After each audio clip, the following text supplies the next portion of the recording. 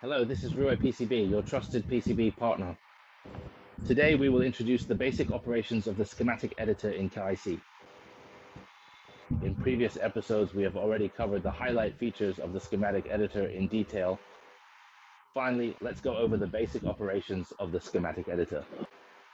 With that, we will have completed the full introduction to the schematic editor's features. First, let's look at the composition of the toolbar. This is the toolbar. There may be slight differences between different versions.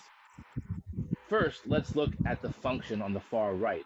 It displays the first page or subsequent pages, but not all schematics will show this. Whether it appears depends on how many pages your schematic has. You can set different formats for the first page and the following pages, which is especially reflected in the label bar at the bottom right corner.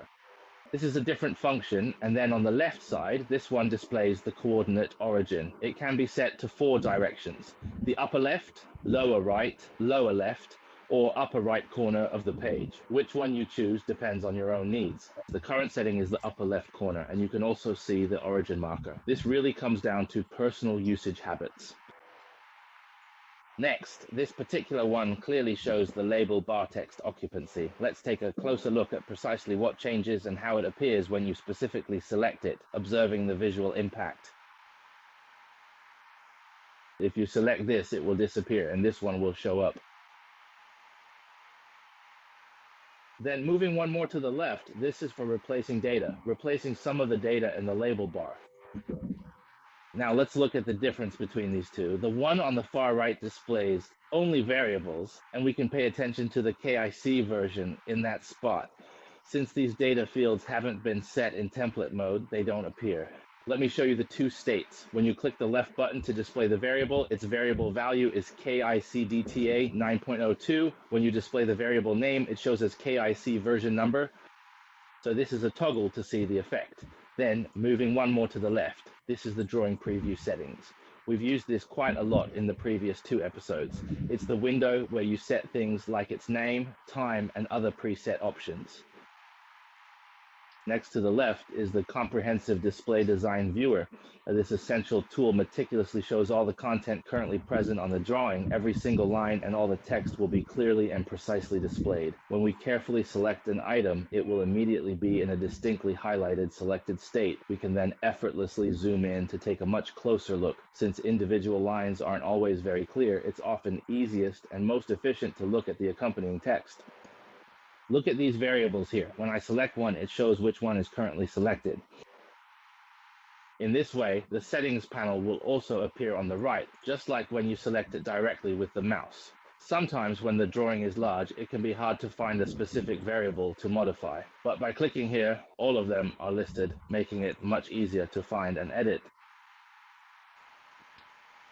Moving further to the left is zoom to selection size, which basically means zooming in on the selected area. Let me show you. Let's use the text area as an example since it's more obvious. Select it, and once it's selected, this area will be enlarged to fill the entire window. So when you're working on a specific part of the drawing, this zoom function is very effective. If I want to zoom in on a certain section, I just need to select it, and then I can zoom in on that part and work on it. Next up is the fit to size function.